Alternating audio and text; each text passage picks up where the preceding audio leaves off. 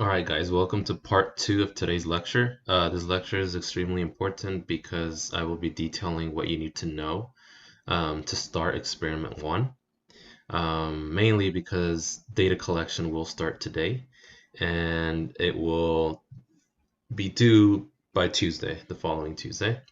So just make sure that you stick around and that you pay close attention to the instructions that I will be giving you. Before we jump into the actual data collection process, I want to go ahead and just talk about the experiment itself. What are we doing, right? So that's an important first step, just so you guys have an idea of what this whole experiment is about. As it says here on this first slide, the topic will be proofreading. So let's go ahead and jump into that. So here's a quick exercise for you guys. Go ahead and try to read this on your own. Okay, I'll give you a few seconds to do that.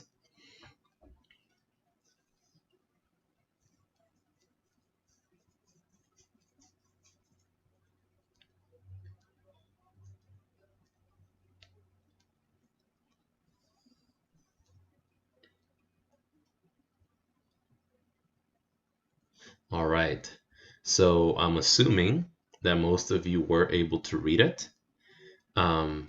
And you also notice, though, that the letters are all jumbled up. How is it that our minds can process information and be able to read this chunk of words here, even if the letters are not all if the letters are not in the correct place? How is it that we're able to do that? Okay, let's go ahead and look at another example here.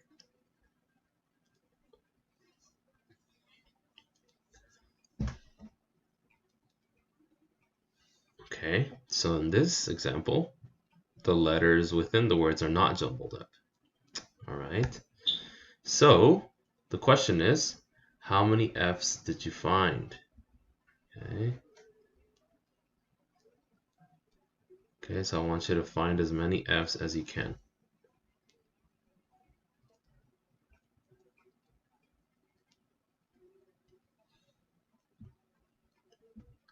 All right, so there was 7 total F's in the previous example. Okay, and here they are. All right, if you got all 7, great. If you did not, okay, why did we miss some of those F's? Okay, we can explain this by something called top-down processing. All right, so what this means is that we actively create an understanding of what we see based on past experiences and knowledge. Okay, so top-down processing is a theory. Okay, and there are several aspects to this theory. One aspect is what we call the micro level. This means that we see the envelope of things, okay? And this micro level way of processing information applies to the first example that I showed you guys today. So the first exercise, where there was that chunk of text, and even though the words were all scrambled up, we were still able to read the paragraph and make sense of it. Why is that? Because we were using this micro level of processing. We saw the word, right, the first and last letter of the words, and that's all we needed to know what the word was saying, what the word actually was, right? So we quickly processed the word entirely as opposed to sounding out each individual phoneme, okay? We don't actually see each letter, right? We didn't focus on the letters that were jumbled up. We knew that they were not out of place, but we didn't try to unscramble them. By knowing what the first letter and the last letter of those words were, we were able to put the whole word together and make sense of what it was. Okay. This microanalytic level of processing information affects our ability to notice spelling errors. Okay, so just keep that in mind as we talk about this. However, there is also a macro level. This is where our knowledge of grammar, okay, influences what we should expect from a sentence. Okay, So here we can skip the filler components like for and to, of, or in. Okay, the macro level of processing things affects our ability to notice grammar errors. Okay, so going back to this slide, the micro level affects our ability to notice spelling errors. Okay. The macro level affects our ability to notice grammar errors.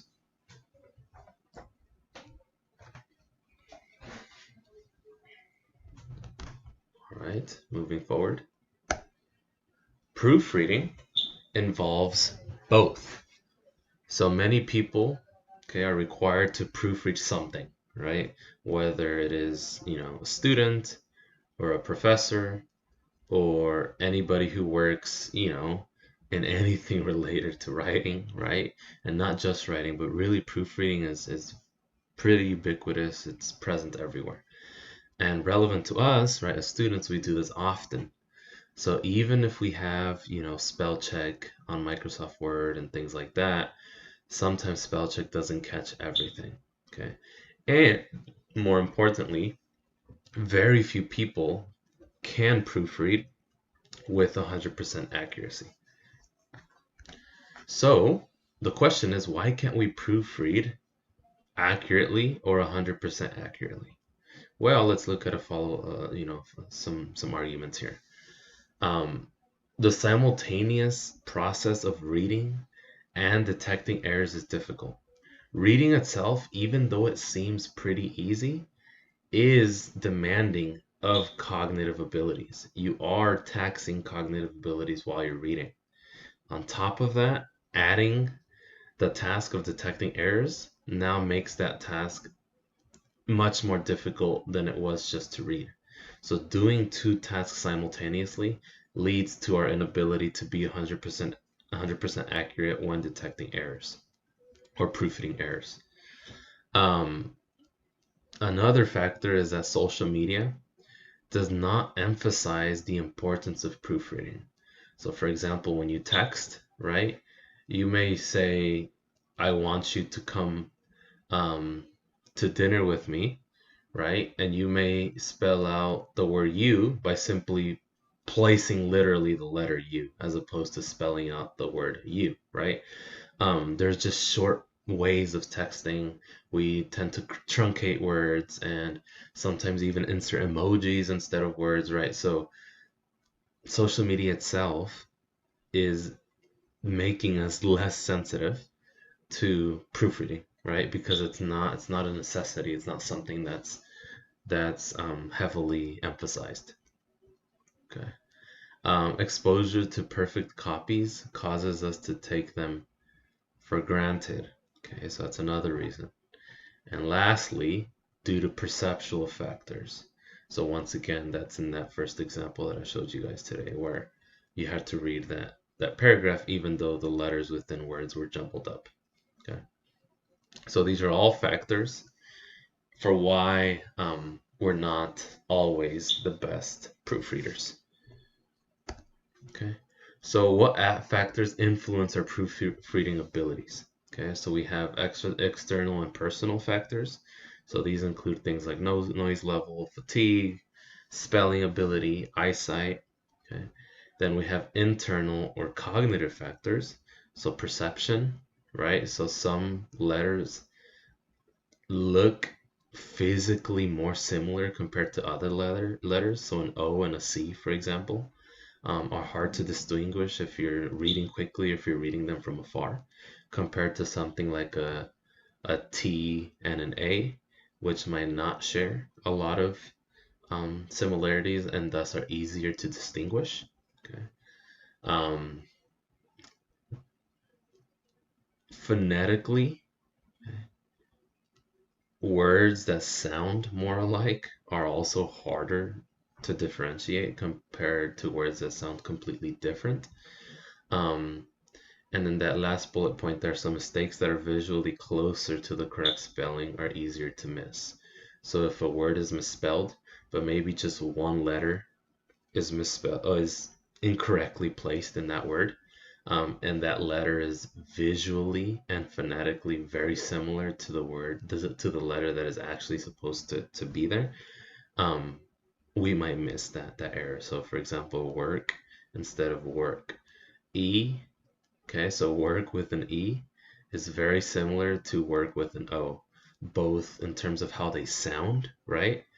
And visually, right? The E and the O are pretty similar in structure. So catching that misspelled work with an E is more difficult, right? Compared to other misspelled words that might not have these conditions. All right, so we're gonna go ahead and talk about the reefer papers now. David Reefer is currently also a professor of psychology at Cal State San Bernardino, and most of his early work was in proofreading research. So let's go ahead and talk about some of his studies and how they influence our study that we're going to conduct in 311 this quarter. Okay, so he wanted to take things a step farther and figure out if there are any strategies that can help with proofreading performance, right? So we talked about what proofreading was, some of the theories that sort of explain proofreading, some factors, right, that impact proofreading ability. But he said, okay, well, let's research some strategies to try to help improve proofreading performance. He tried two strategies. One was backwards reading, and he found that this was actually worse than normal reading. So a lot of people say if you read, an essay maybe that you might turn in soon, and you wanna edit it for any spelling errors or grammatical errors, they say the best thing is to just read the paper backwards. That way you're forcing your mind to read slower and be able to catch errors more successfully.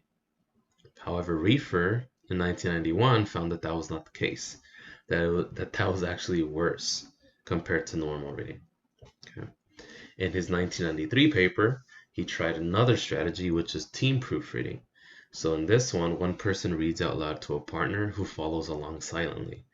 So one partner is reading out loud and the other one is maybe next to him or her reading silently. Okay. These results were a bit more promising, and they showed that more mistakes were found in the team condition. Okay. However, two people working separately on the same passage, versus one person looking at the same passage gave the same results. Okay. So this is just some literature that has already examined how different reading strategies or proofreading strategies can help become better proofreaders or not. So we're gonna go ahead and skip over this just for now, and we're gonna go over to the methods section. Okay, so in the method part, okay, and I'm gonna go over this in more detail again on Tuesday.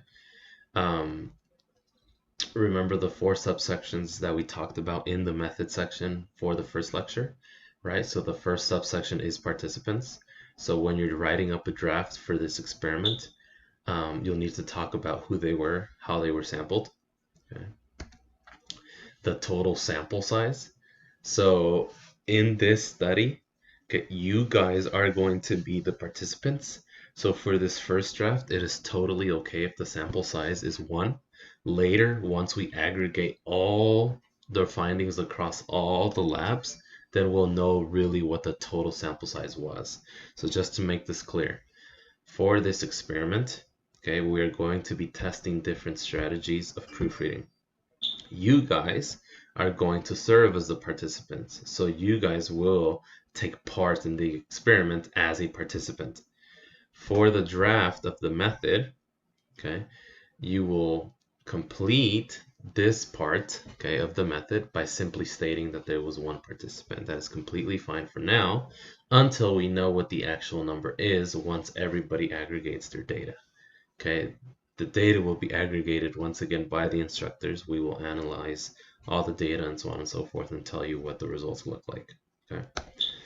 For the demographic info, for the draft, don't worry about filling every single part of this. Just go ahead and fill in what does pertain.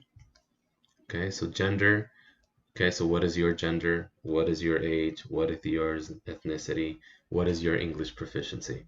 In terms of the percentage, that's where I'm talking about that you won't have that information yet. So don't worry about writing about that. Okay, just fill out what you can. All right, and then lastly, just say that no incentives were offered to participants in this study. Okay, so that's for the participant section. All right, and then just make sure that you add this last sentence to that section. All right, don't forget to leave this out.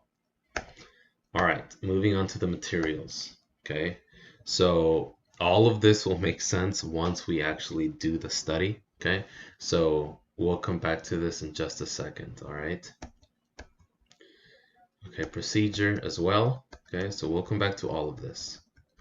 All right, just let me go ahead and now exit out of this, and now I will give you instructions in terms of how to collect the data.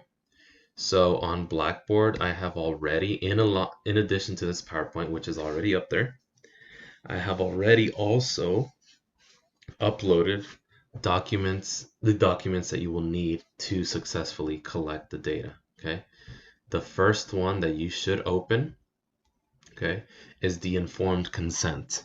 Okay, please make sure that this is the first document that you open.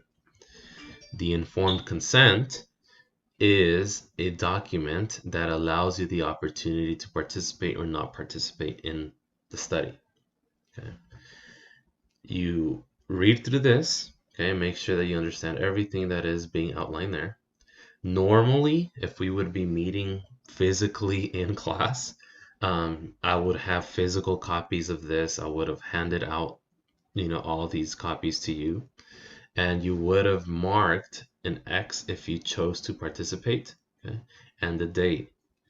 Here, you will give consent by simply conducting the experiment. So if you want to, okay, participate, you mark an X and then the date, okay. Remember that participating is part of the grade for the paper, so just make sure that you take advantage of this. All right. Moving on, the second document that you should open is the booklet. Okay. Here is how you will, this is where the actual experiment takes place. Okay. So first thing that you should fill out is gender, so just circle male or female. Okay, do not worry about the participant ID, just leave that to me. All you have to fill out is the gender, right? So circle male or female. List how old you are, so 18, 19, 20, 21, whatever the case is. Okay, circle your ethnicity. If other, please specify. And then English proficiency. Okay, so just how proficient are you with the English language? Just go ahead and circle 1, 2, 3, or 4. All right, then you'll see this box here below. Go ahead and ignore that for now. Okay, I'll come back to this later. Okay, then you go ahead and read the instructions for the actual experiment. So what you will do is read this, make sure that you read it carefully and detailed. And in essence, what happens is that you will be exposed to 4 different passages, okay? You will be reading passages out loud, so 2 passages out loud, and you will be reading 2 passages silently. So there are a total of 4 passages, all right? 2 you will be reading out loud, and 2 you will be reading silent, okay? Your job for each one of these passages is to circle as many spelling errors as you find.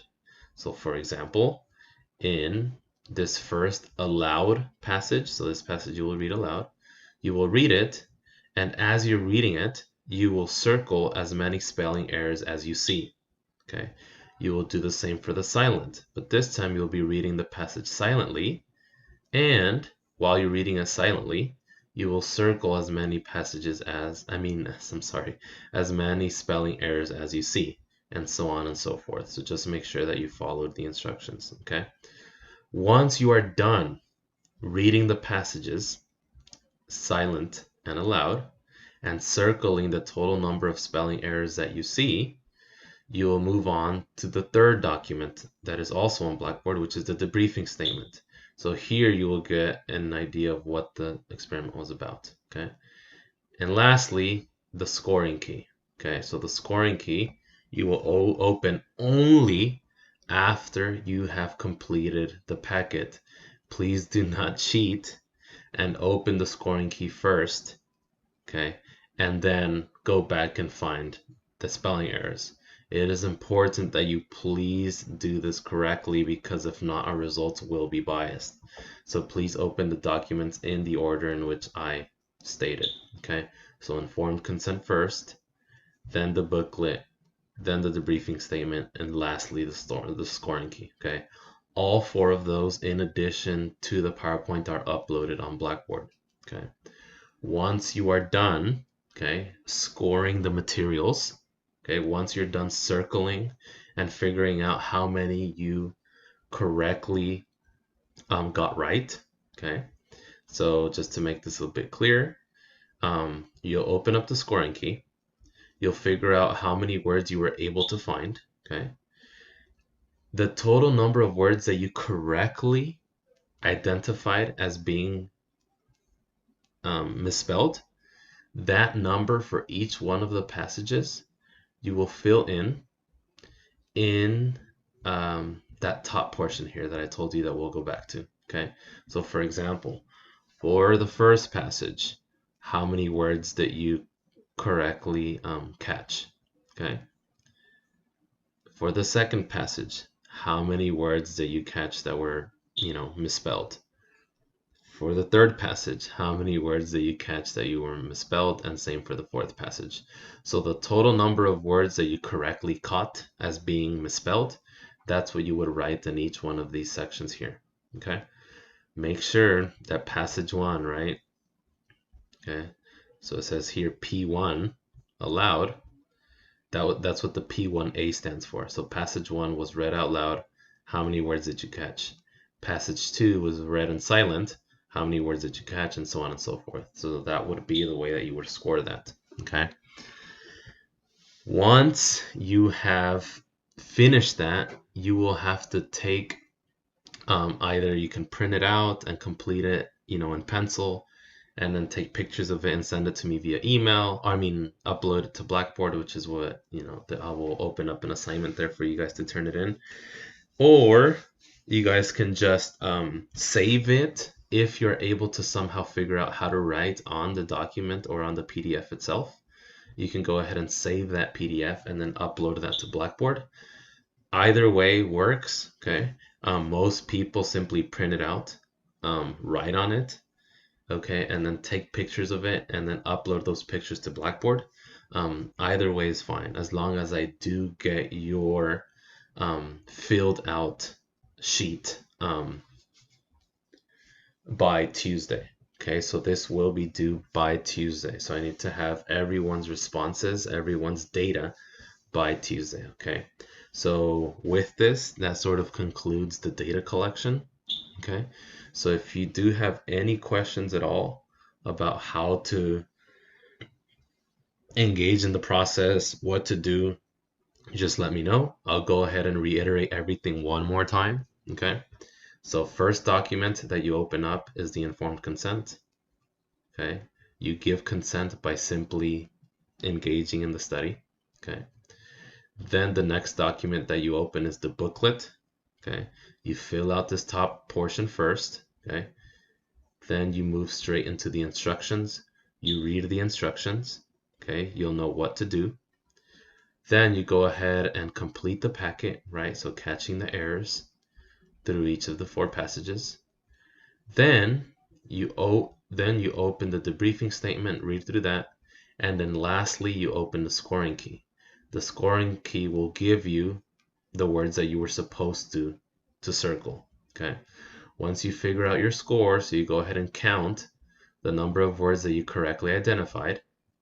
You're going to go ahead and write those counts for each section here. So for the first passage, what did you get? Second passage, what did you get? Third passage, and so on and so forth. Once you have recorded that, either, because you've printed the document and wrote it in, or however way you were able to do it, upload, okay, the filled out booklet to Blackboard. I will be opening, okay, an assignment on Blackboard that will say data collection. Okay, that's where you will submit either pictures of this page here, okay, and then uploading that. One important detail that I forgot, if you are taking pictures, right, of your score and of this top portion here of the demographic sheet, all I need is just pictures of the first page. I don't need you to submit the instructions or the passages themselves. Okay, for the data collection assignment that you'll be uploading on Blackboard, simply send pictures of the first page. Okay. All right. Once again, if there are any questions, okay, or if anything was unclear, please make sure to reach out to me via email. All right. Now, we'll go ahead and conclude this. We'll collect the data. Like I said, I need to have the data collected by Tuesday, so you'll have until Tuesday to do this. So please make sure that you participate on Tuesday. Okay, going back to the syllabus. All right, it says here, data collection is due. Okay, we'll do an article activity. All right, and then the second library tutorial is due. All right, so the first library tutorial was due today. The second library tutorial will be due next Tuesday. So please make sure that you complete the second library tutorial and upload that to Blackboard. I will also be opening up an assignment for you to submit your second library tutorial as well. Okay. All right. The method draft is due a week from today. Okay. So, like I said, it is a draft. It does not have to be perfect, but you have to turn in as a complete draft as you can. Okay, so just keep that in mind. We'll talk more about the draft on Tuesday, any details that you might need to know about. But for now, the first lecture for today should be more than enough to help you with getting a draft together. And the PowerPoint that we went over in this lecture, okay? So the introduction to the method PowerPoint will tell you all about what pieces of information for the method you'll need to know, and that will be found here. So starting from slide 14 and on, that will guide you in terms of what you need to include for the method draft. Okay, so just make sure that you read through the PowerPoint. All right. I will clarify more details on Tuesday, okay? But for now, you guys do have enough information to get started once you have completed the data collection process. So please do not start writing your method section until you have done the data collection activity, okay? Because you won't know what you did or how you did it, right? For the materials and the procedure. So you can't write about something that you haven't done yet. So please make sure that you collect the data first, then start writing a draft of the method. All right, I'm telling you with time just so you sort of sparse out your days and chunk up the work as opposed to leaving everything to the night before. All right, so on Tuesday I will come back to this PowerPoint. I will clarify a few more things. Okay, we'll talk about some research articles. We'll do an article activity. I did mention that we were going to have an activity for today's lecture. However, that will no longer be the case. Our first activity will be taking place on Tuesday. I sort of just cut you guys a break just simply because you guys do have to do the data collection. You do have to sort of start thinking about a method draft and so on and so forth. So we will do the first activity on Tuesday, okay? It won't be happening today anymore. All right. So with this, I conclude the second lecture. Once again, if you do have any questions, please let me know. All right. Other than that, have a good rest of your weekend and enjoy. Thank you guys.